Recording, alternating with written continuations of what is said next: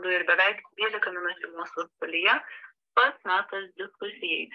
Kiekvienas turime tikslų, kiekvienas turim svajonių, bet deja ne kiekvienam pavyksta jas įgyvendinti. O kas lemia sėkmę ir ko reikia, kad jaustumėmės laimingi, šiandien laidoje kalbėsime su jums puikiai pažįstama Sąmoningumo mokyklos gyvenimo rytas įkūrėju ir lektoriumi Robertu Karvausku.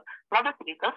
Labas rytas, mėly Pūko radijo klausytojai. Labas rytas, Eglutė. Džiaugiuosi, kad šiandien pasidalinti savo įžvalgomis, savo išmintimis. Tai kalbant apie sėkmę, kaip jūs pats ją apibūdintumėte? Vėl aš kaip visada noriu pradėti nuo to, kad žmogus supranta aplinkinį pasaulį pagal savo nuostatų rinkinį. Tai kokios nuostatos yra pirmiausiai apie save. Tai kam sekasi, kas tas yra, kuriam sekasi arba nesiseka. Tai reiškia, kas yra žmogus. Ir aš sakau, kad mano gyvenimas tai yra ne tai, kas vyksta mano aplinkoje, ne tai, ką aš veikiu ir kas mano atžvilgiu vyksta, bet mano gyvenimas yra mano vidinių nuostatų rinkinys, tai yra mano vidinių būsenų rinkinys ir visa raida, kaip aš evoliucionuoju šitame. Todėl sėkmė arba nesėkmė, laimė arba nelaimė yra ne išorė, yra visada viduje. Tai vienas žmogus, žiūrėdamas į išorę, galvoja, kad viskas vyksta atsitiktinai ir tada yra sėkmė. Aš sakau, viskas vyksta labai tikslingai ir yra priežastis ir pasekmė. Todėl tiesiog vyksta gyvenime, o ar tai sėkmė tau ar nesėkmė, uždedi tu pats visada etiketę savo supratime, kuri lemia vidinės nuostatos.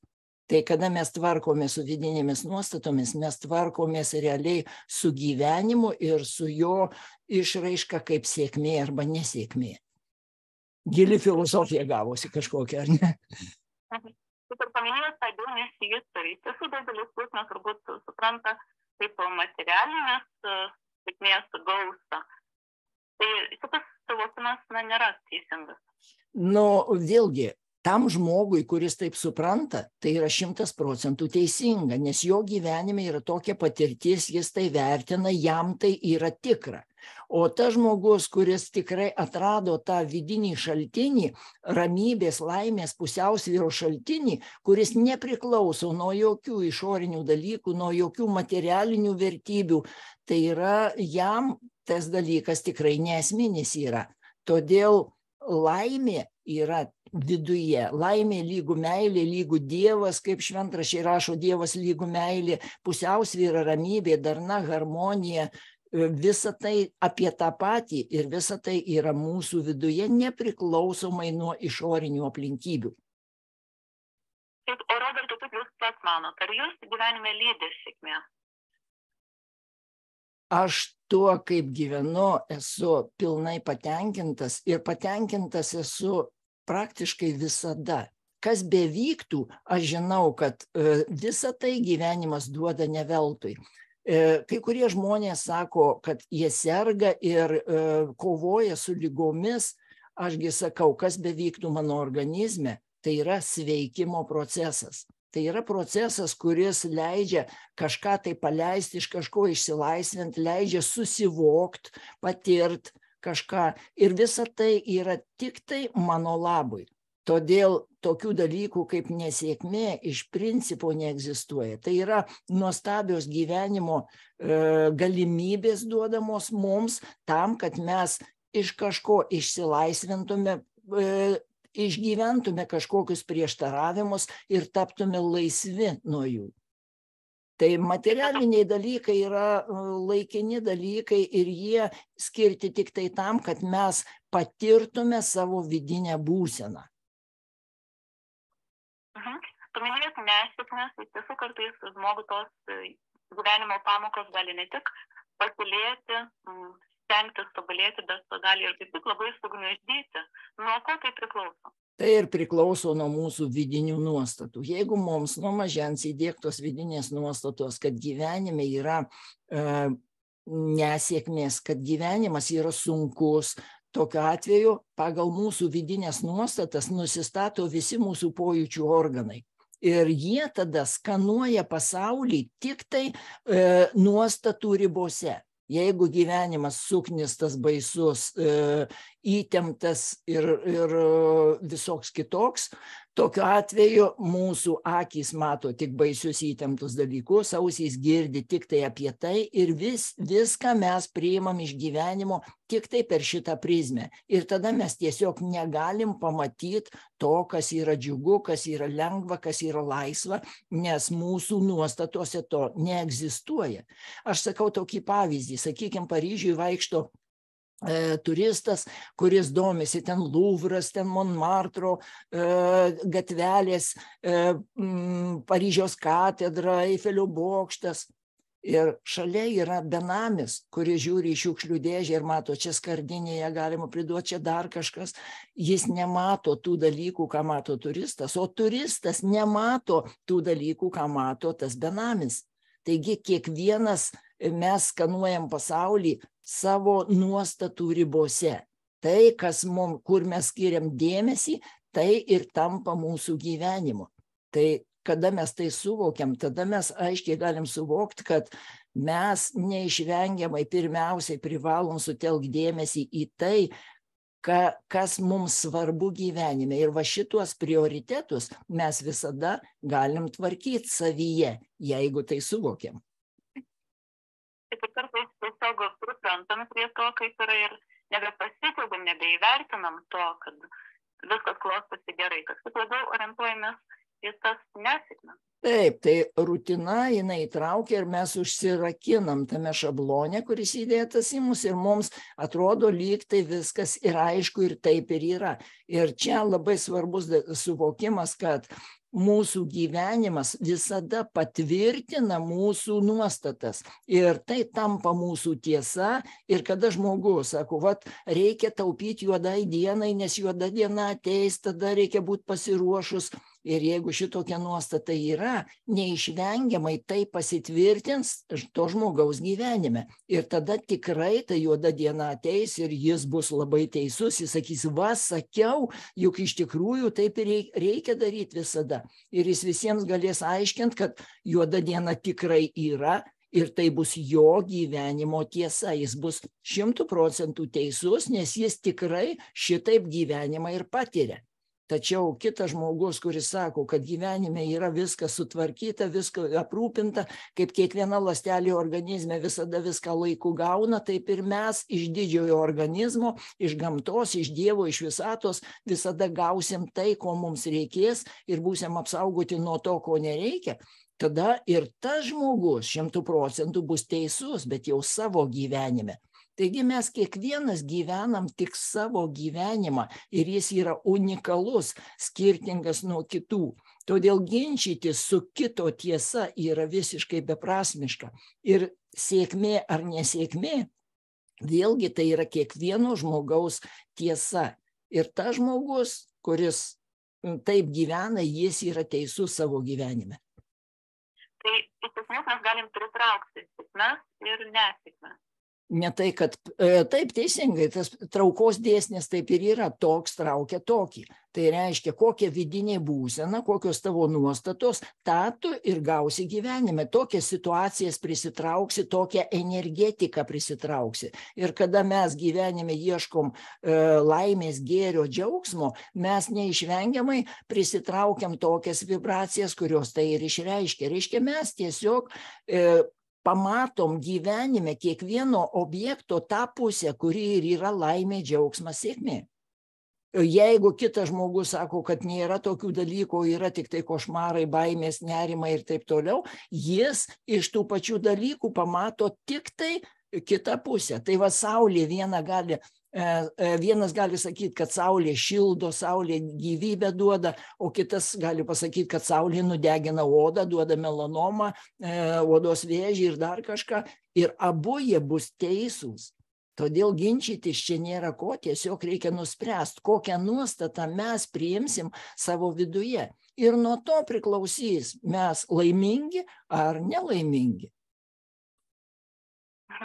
Kaip Robertai, galbūt galėtumėt pasidalinti, kaip prasidėjo jūsų tobulėjimo kelias? Kada tai vyko?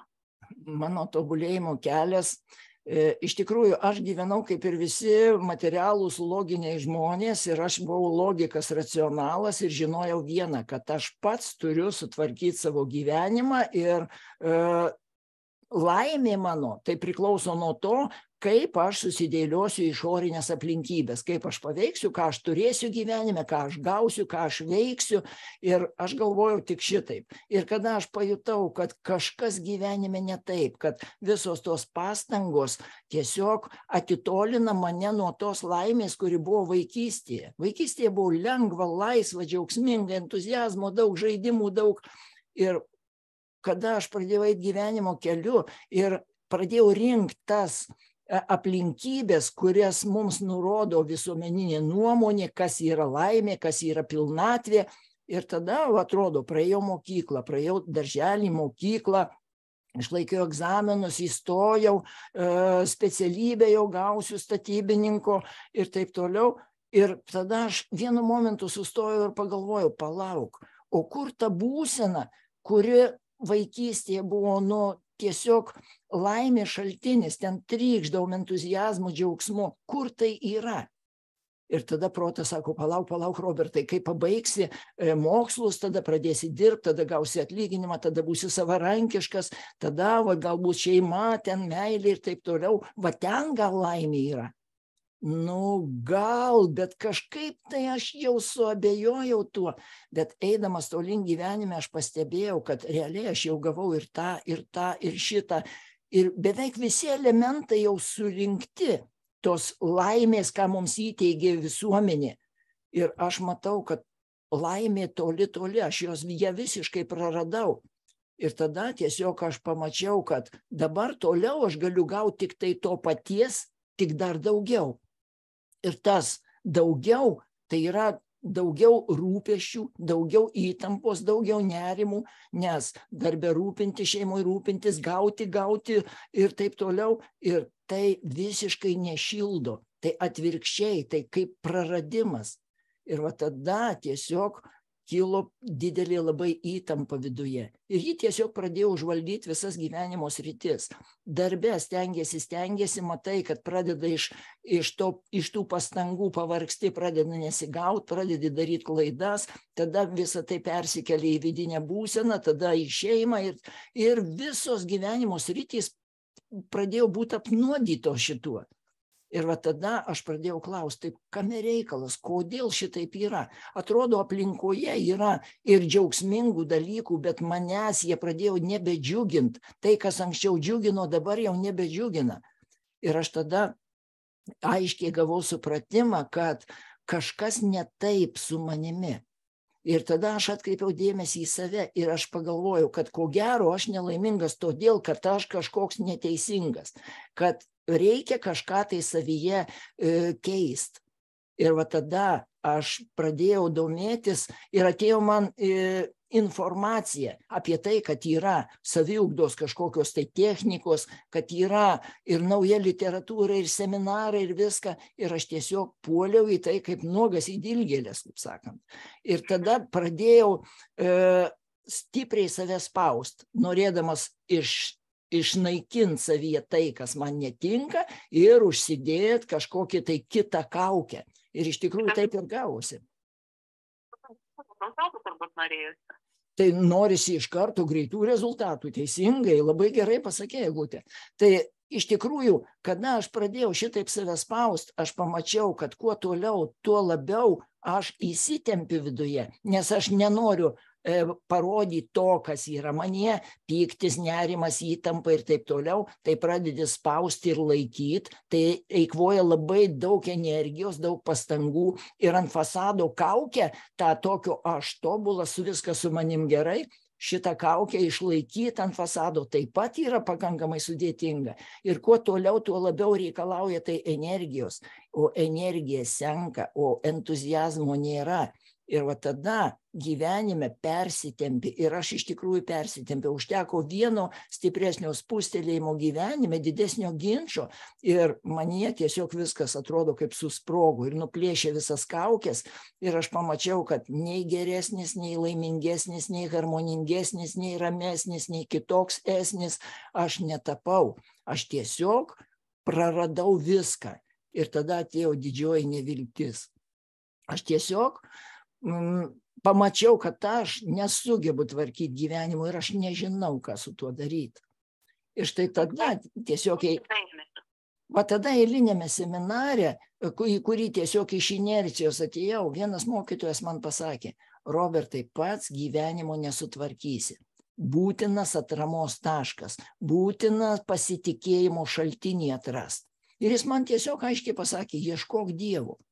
Nu dar gražiausiai, man dar tik dievų betrūko, jau skausmas krūminių semia, jau viskas nebegaliu, ir dar Dievo ieško kažkokio.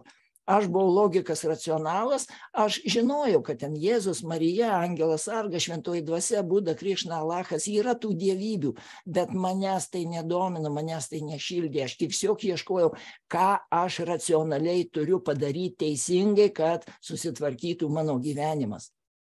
Nemanėt, kad ten laimę atrasit, ar ne?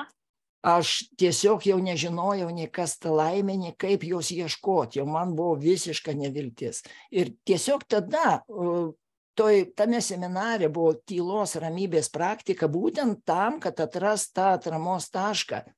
Ir aš tiesiog logiškai pagalvojau, aš pats savo gyvenime jau pralošiau viską ir dabar tiesiog nežinau, ką daryti. Tai ką toliau? Tai aš tiesiog sakau, jeigu ir yra kažkas, kas gali man padėti, tai aš pasirengęs atsiduot.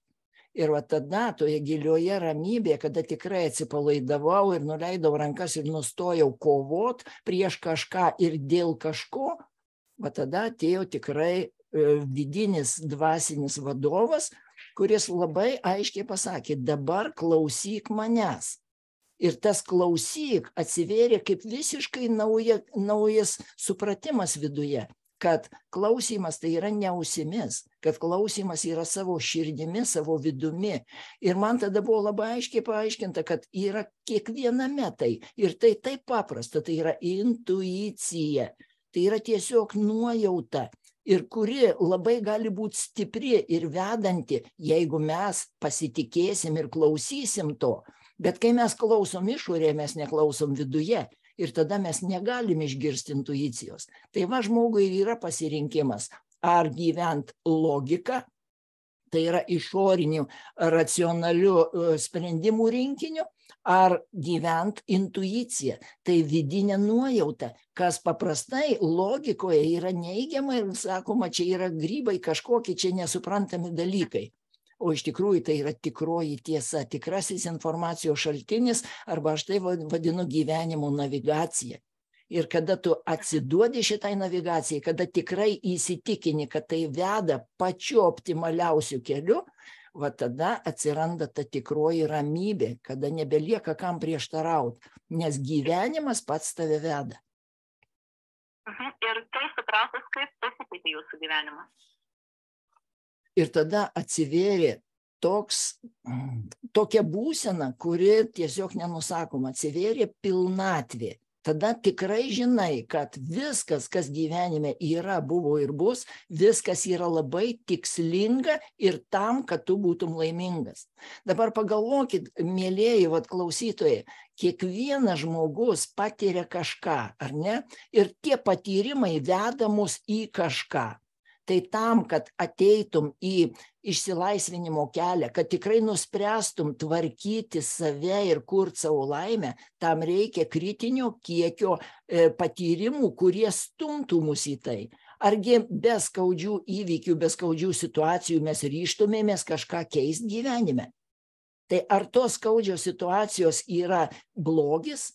Tai yra vedimas mūsų į patį geriausią gyvenimo tikslą, tai yra į savo vidinę ramybę. Mus nuolatos koreguoja tam, kad sutelktume dėmesį į savo širdį, kur atsiveria viskas.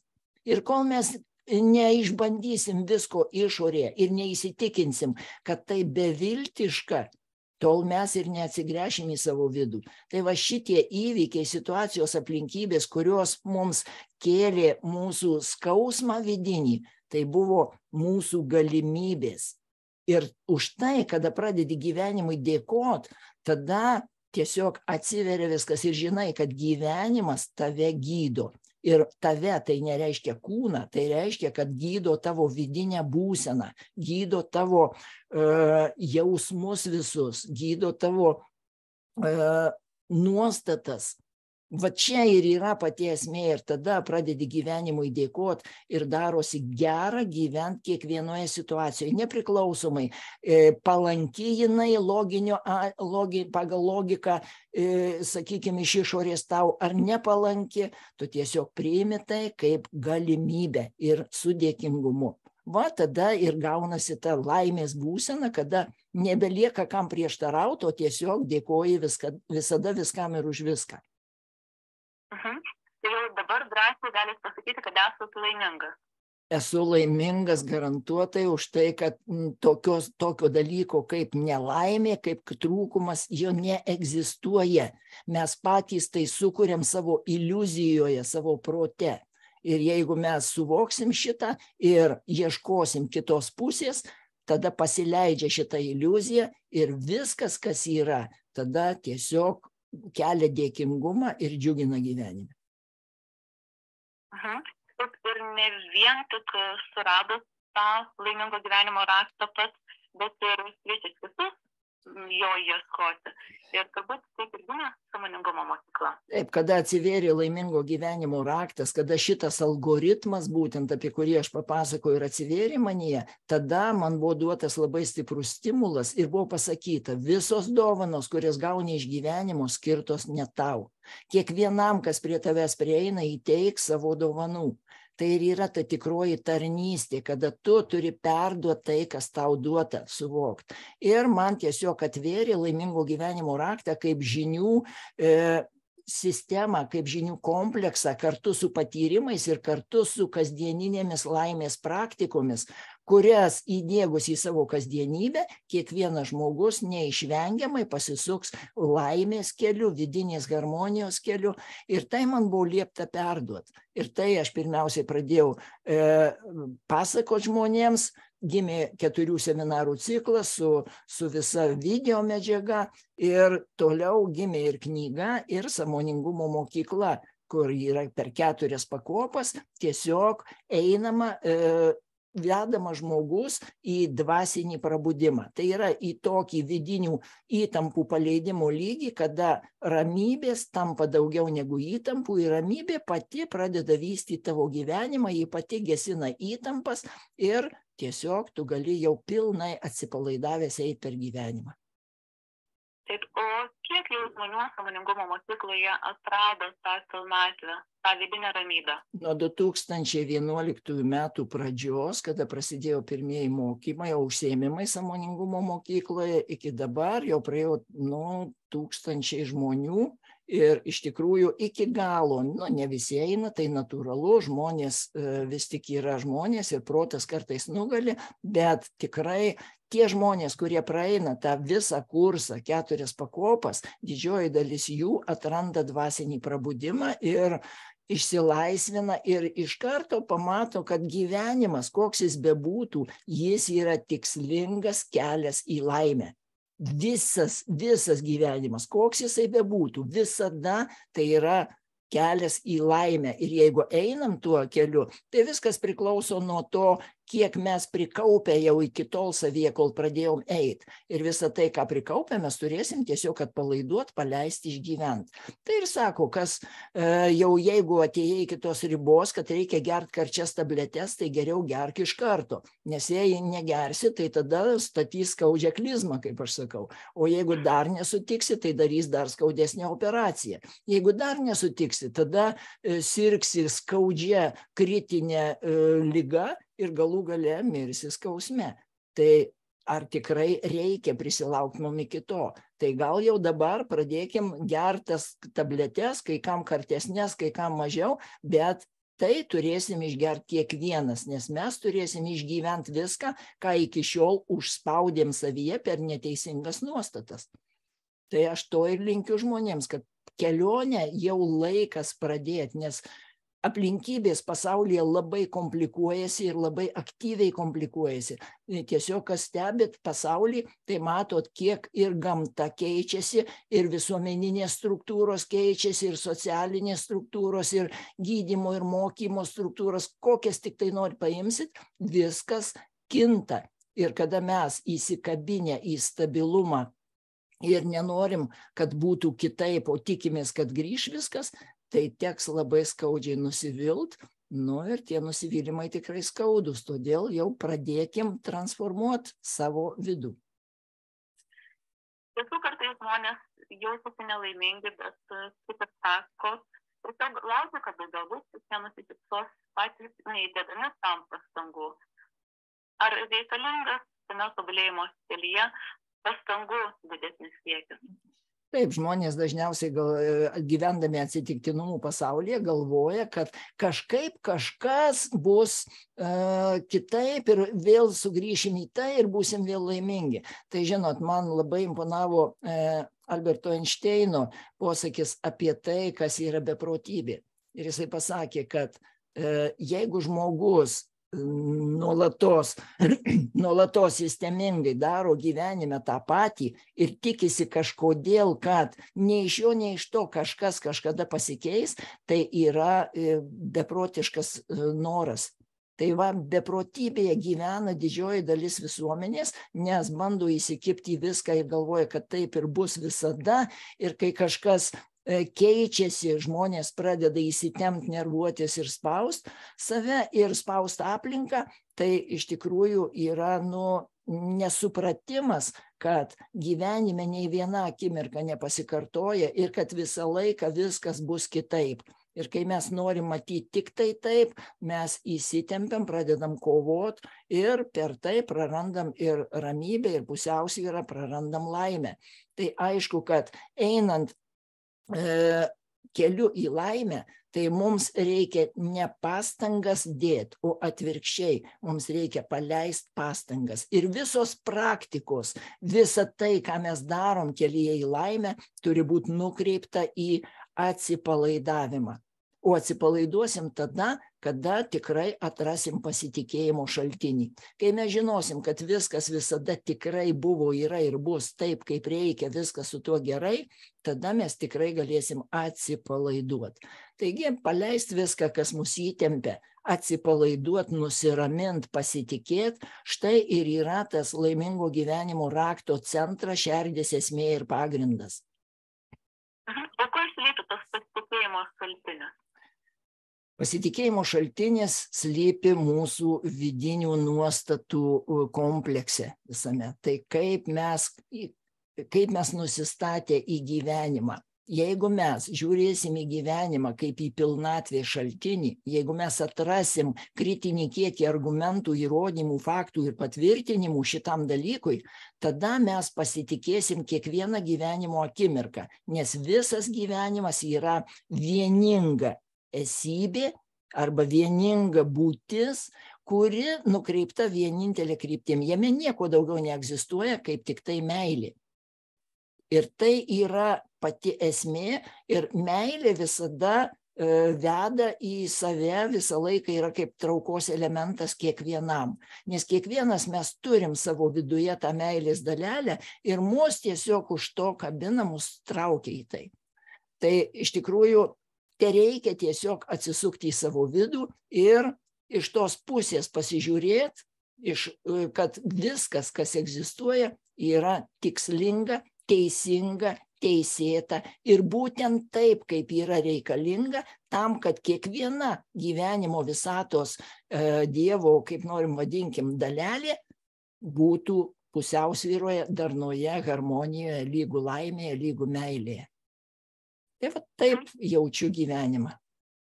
Taip, o kalbant apie meilę, kartais žmonės ir tą meilę būtent per istorinius dalykus suvokia. Va, mano meilė tai mano vyras arba mano žmona, o turbūt nesusimąsto daugelis apie tai, kad ta meilė jau slypi mumyse pačiuose. Taip, tai čia labai teisingai sakai, Eglutė, tai žmonės tiesiog išmokinti nuo mažens žiūrėti į viską tik tai fizinėme lygmenyje ir kada kyla jausmas, be tos pirmosios meilės ypatingai, tai artimas besąlyginiai meilė, jo tiesiog žmonės nesupranta ir nori, kad tai išliktų visada. O meilė yra nuolatinė kaita. Ne veltui Jėzus sakė, atraskit gyvąjį Dievą. Tai yra ta, kuris nuolatos kinta ir mokėkit būti ramybėje, tai yra Dieve, kitime pačiame. Va, kas yra ta tikroji gyvybė, gyvasis Dievas. Ir šito dalyko žmonės, kada nesupranta, jie kabinasi už išorinių dalykų ir nori, kad viskas būtų taip, kaip buvo, tada jie stengiasi, kadangi viskas kinta, o žmogus nori, kad būtų kaip buvo, tada stengiasi ir tada tą ramybę lygų meilę jie praranda per savo pastangas išlaikyti, kad būtų taip, kaip buvo. Ir tai yra beviltiška. Ir todėl meilė labai greitai išsenka ir labai dažnai gaunasi tada įtampa, tada gaunasi netgi neapykanta tam, kas kinta ir meilė tampa neapykanta. Tai ta nemeilė iš tikrųjų prisirišimo jausmas, nes tikroji meilė yra būsena gera, nepriklausomai nuo to, kas vyksta išorėje. Tai yra vidinė būsena. Jis spinduliuoja tiesiog. Bet tie išoriniai tam tikri dalykai gali ir vidinę būseną veikti. Tai viskas veikia vienas kitą. Kiekviena visatos dalelė veikia viena kitą. Tai išoriniai dalykai, aišku, kad jie veikia tiek, kad jie rodo mums mūsų vidinę būseną. Tai jeigu įvyko kažkoks įvykis išorėje, tai tavo atžvilgiu jisai įvyko tikslingai tam, kad pamatytum, kokia vidinė būsena yra tavyje dabar.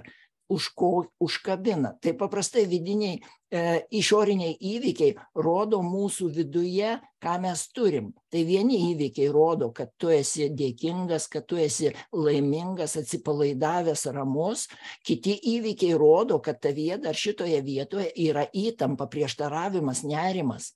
Ir jeigu tu suvoki, kad tie įvykiai tikslingi, tu tada stebi savo vidų ir žiūri, ką tie įvykiai tau rodo apie tave.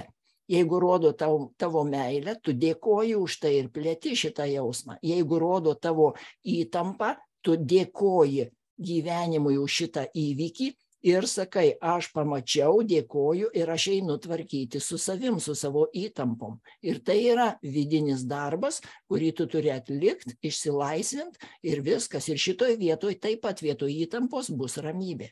Ir štai šitaip ir mes ir tobulėjam. Gyvenimas mums rodo mūsų vidų, rodo dar mūsų trūkumus ir mes dirbam su tais trūkumais, dėkodami gyvenimui už tą parodymą. Viskas paprasta. Bet iš tiesų irgi su greitų rezultatų turbūt neįstartų ir jūsų aplinkos žmonės pasiekia. Irgi reikia laiko, kol žmonės tuo tobulėjimo keliu žengia kur kas drąsiau. Tai yra individualu kiekvienam. Kiekvienas mes turim atitinkamą unikalų visiškai kiekį ramybės, laimės, džiaugsmo ir unikalų kiekį įtampų, nerimų, nepasitenkinimų, nuoskaudų, baimių ir taip toliau. Ir kiekvienam žmogui unikaliai gyvenimas rodo tai.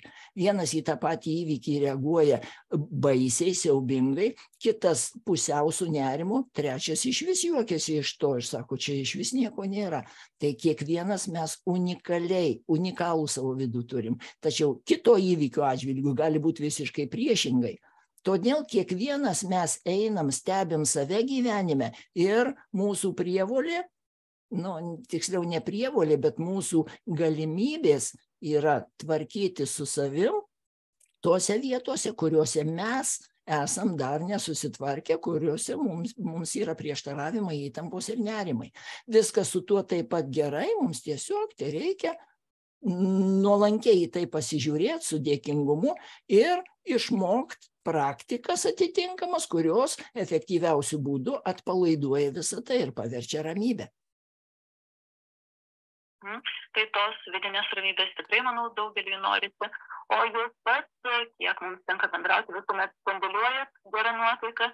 Ir kur semitės to optimizmo? Iš vidinių nuostatų. Tik tai tada tai atsidaro, kada mes atrandam nuolatinį ramybės šaltinį, o jis yra pasitikėjimas. Kada mes pažįstam gyvenimą kaip meilės šaltinį, kada suvokiam, kad gyvenime neegzistuoja blogio kaip po tokio iš principo, kad visas gyvenimas yra meilė, kuri visada suteikia kiekvienai savo daleliai galimybę išsilaisvinti ir virst grynąją meilę, tada mes žinom, kad kas beįvyktų, įvyks tik tai dėl meilės, įvyks tik tai dėl laimės. Ir štai tada tiesiog sutinkam priimti iš gyvenimo viską, ką jisai mums rodo, ir atsipalaiduoti atžvilgiu viso to. Ir mokinamės atsipalaiduoti tiesiog nuolatos, ir tai sistemingos praktikos, nes kūną mes prausiam sistemingai, kasdien dantis valom, visą fizinį pavydalą savo tvarkom, o jausminį, energinį pavydalą, laimės pavydalą, tai yra mūsų būsenų pavydalą, paprastai žmonės niekada netvarko. Ir tada supūliuoja visą tai. Tai jeigu pradedi sistemingai tvarkytis, tai taip kaip kūnas švarus, malonu su juo būti, taip ir šalia kvepiančio įsipraususio žmogaus taip pat smagu būti, lygiai taip pat ir su mūsų emociniu, jausminiu pavidalu. Tai jeigu mūsų energetika yra harmoninga, šalia pilnatvėje esančio žmogaus, ramaus, džiaugsmingo žmogaus visada geriau būti negu šalia pikto, įtempto ir nerimaujančio, skausmingo žmogaus. Tai natūralu, kad mes privalom save tvarkyti tam, kad šalia mūsų kitiems būtų gera. Tai va tada tai ir suvoki aišku gyvenimo tikslą, tvarkyti save taip arba formuoti save taip, kad šalia tavęs būtų gera kitiems. Ir tada bus gera ir tau, ir kitiems. Ir kartais, kai matom, kad kitiems yra geriau negu mums, tai nemažai žmonių, matydami tuos svetimus laimėjimus, ima pavydėti kitų sėkmės ir siekti, kad jiems nepasiseka pasiekti to paties. Ir tas lygiavimas į kitus gali padėti pasiekti sėkmės. Tai čia taip pat yra nuostata, ir ta nuostata formuoja mūsų nepasitenkinimą. Tai padėti jinai niekaip negali, tiesiog tada, kada mes nuolatos... Pat suprast reikia vieną labai svarbų dalyką. Kiekviena akimirka tai yra spinduliavimas iš mūsų energinio kūno kažkokios būsenos. Ir traukos dėsnis sako, toks traukia tokį. Jeigu mes šiuo metu spinduliuojam įtampą ir nerimą, arba sakykime, kaip šiuo atveju kalbam apie pavydo jausmą, tai ką mes rytoj turėsim, ką mes prisitrauksim į savo gyvenimą? Dar daugiau pavydo. Ir jeigu šiandien aš nepatenkintas, kad ten kaimynas geriau turi, tai rytoj tas nepasitenkinimas bus dar didesnis. Ir mes vis pliusuojam ir pliusuojam, traukiam ir traukiam. Tai kol mes nesuvoksim pačios esmės ir nepaleisim šito jausmo ir nepradėsim vietoj to jaust ramybės, tol gyvenime į ateitį ramybė ir nesiprojektuos. Nes projektuojasi tai, ką jauti šioje akimirkoje. Todėl būti atsakingam už tai, ką jaučiu dabar, tai ir yra gyvenimo valdymas pilnai. Tai joks pavydas mums neatneš laimės ir tai tikrai nėra pagalba mūsų kelyje. Taip, o gyvenimo eigoje jūs irgi pasisakėte ne vieną tikslą, ką pasakytumėte kitiems, kaip neprarasti motyvacijos siekiant užsibrėžtų tikslų? Tai pirmas dalykas, nuo ko pradėti, aš visada kartoju tuos pirmus 3 žodžius: kelio pradžia, pradžių pradžia, laimingo gyvenimo raktas. Tai yra sistema žinių, suvokimų, kritinis kiekis argumentų, įrodymų, faktų, patvirtinimų apie tai, kas yra gyvenimas, kas yra pasaulis, ką mes galim tame pamatyti, kaip mes galime jį atsiremti, ir tai yra pasitikėjimo šaltinio atradimas. Ir tik tai tada, kada jūs atrasit pasitikėjimo šaltinį ir suvoksit, kad bijot gyvenime nėra ko, kad gyvenimas vertas 100% pasitikėjimo, tik tai tada jums gyvenime pradės lengvėti. Ir tai yra kelio pradžia. Taigi 3 lemiantys gyvenimą žodžiai: laimingo gyvenimo raktas. Ieškokit, pradėkit nuo to ir tikrai atsiveria naujas kelias. Neveltui ir sakoma, kas ieško, tas ir randa. Taip, tai tiesa. Ieškok ir rasi, šauk ir tau atsilieps, belsk ir bus atidaryta. Tai yra šventos tiesos. Taip, na ir mūsų laida jau po truputėlį artėja prie pabaigos. Jau rezimuojant temą apie sėkmę, ir ką vis tik reikėtų labiausiai žmonėms atkreipti dėmesį ir kaip pritraukti savo gyvenimą sėkmę. Iš išorės darymo dėmesį perkelt į vidaus jautimą. Tai nėra lengvas dalykas, nes dėmesį tampo nuolatos tos nuostatos, kad reikia veikti, reikia daryti, reikia rūpintis ir dėmesys visą laiką paglemžiamas ten. Tai šitą dalyką pamatyti, pripažinti ir tiesiog po truputį sistemingai pradėti treniruotis, išlaikyti dėmesį viduje. Ir tam trukdo mūsų senos nuostatos, įtampos, nerimai, tai tiesiog pradėti mokintis, tai tvarkyti, valyti, harmonizuoti, atpalaiduoti. Ir tam yra ir žinios, kurios veda kartu ir į praktikas. Tai yra, kaip sakiau, mūsų vidinio, emocinio, energinio lauko skalbimas, plovimas, tvarkymas. Štai šituo keliu tiesiog pradėti eiti. Ir tada dėmesys bus viduje ir tikrai kitaip pradėsit jaust, patirt gyvenimą, kitaip daugiau džiaugsmo bus gyvenime. Vienu žodžiu, keičiasi gyvenimo kryptis, gyvenimo kelias ir tampi ramesnis, geresnis, su tavim tampa geriau kitiems. Taip, ir iš savo asmeninės patirties galit tai patvirtinti. Aš tai tikrai tvirtinu ir aišku, kiekvienas žmogus tave tokį naują priims taip pat savotiškai, jeigu jis įsitikinęs, kad gyvenimas visiškai netoks ir kad tu čia gyveni ne taip, kaip įprasta, ne pagal senus šablonus, kiti taip pat pradeda vertinti tave kaip baltą varną, pradeda niekinti, bet viskas tvarkoj, tai yra jo. Jeigu žmoguje kyla panieka kažkokia, tai yra jo vidinis pasaulis ir jam su juo ateis laikas susitvarkyti.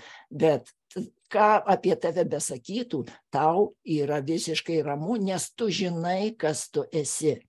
Tai aš linkiu kiekvienam tikrai suvokti, kas jis yra ir tiesiog tada atsigręžia į savo vidų ir prasideda tas tikrasis tobulėjimo kelias. Puiku, ačiū labai, Robertai, už jūsų ir asmeninę patirtį pasidalintą ir įžvalgas. Taigi atrasti vis tik tą sėkmės paukštę. Ačiū Jums, ačiū už Jūsų laidas tokias, aš linkiu Jums viso ko geriausio. Ačiū labai, iki malonaus ir sėkmės Jums įpėjo prasmingoje veikloje. Ir mūsų klausytojams jau laidoje kalbėjome su Sąmoningumo mokyklos gyvenimo rytas įkūrėju ir lektoriumi, kuriam buvo duotas rasti laimingo gyvenimo raktą Robertu Karvausku. Taigi, kaip pašnekovas minėjo, atsigręžkim į savo vidų ir tada pritrauksim į savo gyvenimą daug gerų, gražių ir šviesių dalykų.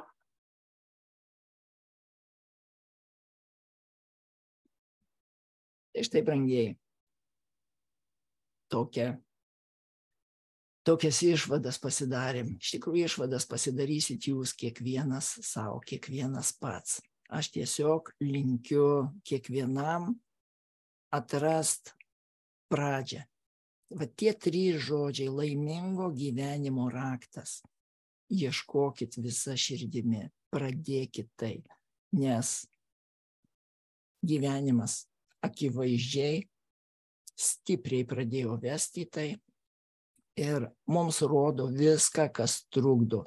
Mums rodo visą mūsų vidų.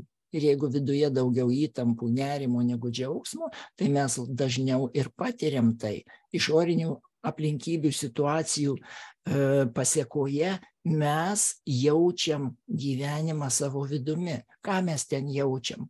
Ar jums tinka tai, ką jūs jaučiat? Ką jūs jaučiat kasdienybėje? Nes kasdienybėje mes dažniausiai jaučiam abejingumą, ar ne?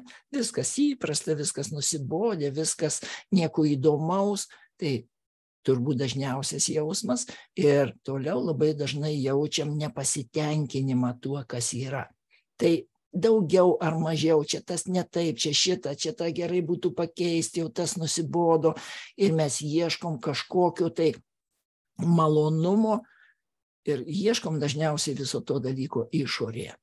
Ir kiek mes beieškotume, viskas labai greitai nusibosta. Tai vat paprastas pavyzdys, kodėl reikia 1000 rūšių saldainių. Nu, jau neįdomu, tas neįdomu, tą paragavau, viskas, jau neįdomu, tą jau žinau, norisi kažko unikalaus, ar ne? 1000 rūšių čipsų, 1000 rūšių limonadų, ko tik norit, visą tai tam, kad gaut kažką dar. Mūsų užrakina išorinėme pasaulyje, būtent sutelkdami dėmesį į elementarius mūsų fiziologinius poreikius. Tai yra, mums stimuliuoja visus pojūčių organus, kad per juos gaut malonumus. Ir kada mes susikoncentruojam į tai, mes negirdim vidaus, mes nejaučiam vidaus ir mes visiškai neįgalūs tada atrast tą pilnatvę, pilną pasitenkinimą savo vidumi. Taigi, kelionė nuolatos į savo vidų. Kaip perkelt dėmesį?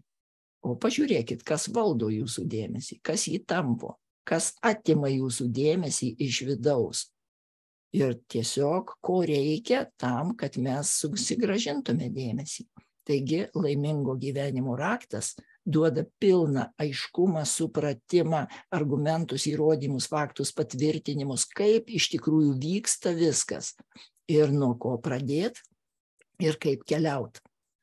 Tai šitas pokalbis tai eilinė nuoroda jums dar gyvenime į laimingo gyvenimo raktą, be kurio žmogus negyvena, o tik egzistuoja lėtoje mirtyje, be kurio bet kokios gyvenimo praktikos tampa žudančiomis, tampa tik įtampas keliančiomis. Tai ar žudysim dar save toliau, o gal jau atėjo laikas susivokt, atrast laimingo gyvenimo raktą. Visa širdimi jums to linkiu.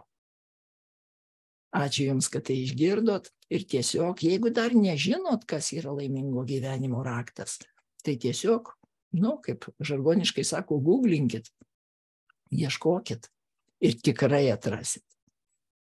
Ačiū jums, kad tai girdit. Aš linkiu jums laimės.